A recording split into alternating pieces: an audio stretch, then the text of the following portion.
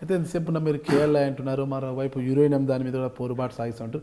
ఇదేనా మీ లక్ష్యం? ఇంకా కలవకుర్తికి ఏమేమి చేయాలనుకుంటున్నారు? రోడ్లు అయితేనేమి, ఇతర సాగునీటి వసతులతో పాటు ఇంకా ఎలాంటి డెవలప్మెంట్, యూత్ నిరుద్యోగ యువతకు ఒక ఉపాధి కల్పించేందుకు అయితేనేమి ఇలాంటి కార్యక్రమాలు ఇంకా ఏమేమి చేయాలనుకుంటున్నారు? బేసిక్గా సాగునీటితో పాటు ఎడ్యుకేషన్ని ఇంప్రూవ్ చేయాలి. మా దగ్గర క్వాలిటీ ఆఫ్ ఎడ్యుకేషన్ ఇంప్రూవ్ చేయాలనేది ఒకటి. నిరుద్యోగులు పెద్ద ఎత్తున ఉన్నారు. నిరుద్యోగులందరూ కూడా ఉద్యోగ అవకాశాలు కల్పించాలి. తర్వాత మా దగ్గర గిరిజనులు చాలా ఎక్కువగా ఉంటారు. అసలు పాలమూరు అంటే ఒకప్పుడు, ఇప్పుడంటే నాగర్ కర్నూలు జిల్లా, ఒకప్పుడు పాలమూరులో కలిసి ఉండేది. కాబట్టి పాలమూరు అంటే మహబూబ్ నగర్ జిల్లా అంటే కరువు ప్రాంతం అంటారంట. రాయలసీమలో అనంతపురం ఎలాగో తెలంగాణలో మహబూబ్ నగర్ అంటే అంత డ్రాట్ ఏరియా అంటారనమాట. తాగునీటికి కూడా కష్టము. ఇలాంటి ఏరియాలో నిరుద్యోగ సమస్య ఎక్కువ ఉంటుంది. అసలుకి వీళ్ళందరూ కూడా రైతాంగం కష్టం అంటే వ్యవసాయం చేసుకుంటే భూమి ఉన్నా కూడా నీరు లేదు, నీటి చుక్క ఉండదు, నీటి చెమ్మ ఉండదు. వలసలు ఎక్కువ. పాలమూరు వలసలకు కేర్ ఆఫ్ పాలమూరు అంటుంటారు. ఈ వలసల నివారణ మీ దగ్గర అంటే వలసలు ఎలా ఉన్నారు మీ దగ్గర? వీటన్నిటి నివారణ కోసం ఏం చేయాలనుకుంటున్నారు? అందుకే ఒక్కసారి గనక మాకు సాగునీరు వస్తే అందరూ కూడా పొలాలలో వ్యవసాయం చేసుకుంటారు. ఎవ్వరు కూడా వలసలకి వెళ్ళరు. వలసలని నివారించే వాళ్ళం అవుతాము. ప్రతి ఒక్కరికి జీవనాధారం వస్తుందనే ఉద్దేశంతోనే దీని మీద ఇది అత్యధిక ప్రాధాన్యత ఇచ్చేటువంటి అంశము సాగునీటి సాధన. అందుకే నేను ఒక కేఎల్ఐయే కాదు, కేఎల్ఐ నుంచి మా నియోజకవర్గానికి వచ్చేది 62,000 ఎకరాలకి.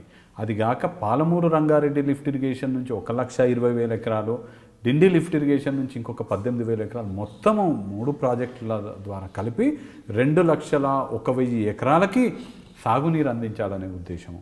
దాంతోపాటు గిరిజనులు ఎక్కువ ఉంటారు మా దగ్గర.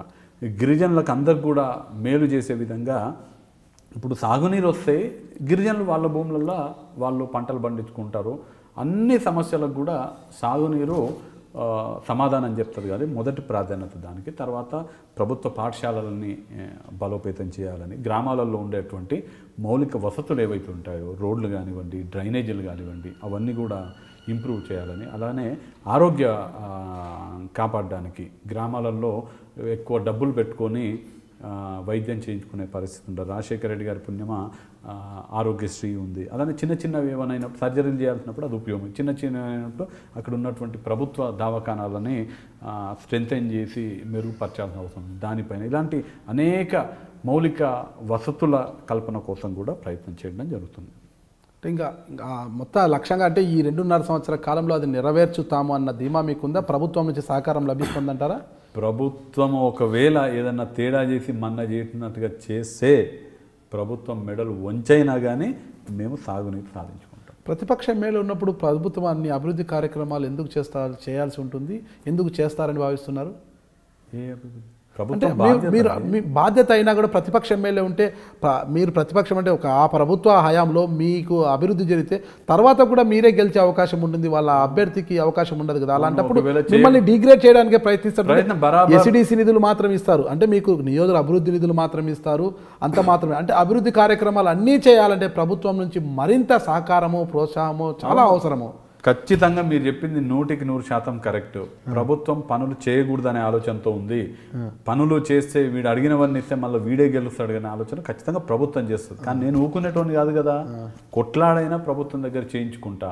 ఒకవేళ చేయకపోతే ప్రభుత్వం కావాలని చేస్తలేదని నా ప్రజల దగ్గరికి వెళ్ళి ప్రభుత్వాన్ని దోషిగా నిలబెడతా.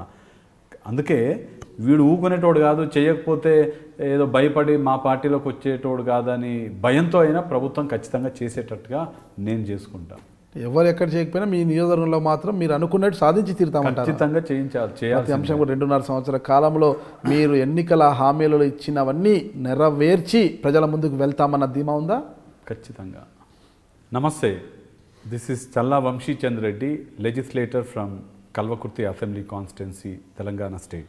Please do watch my live interview with Mr. Nagaraju only on iDream News. Thank you.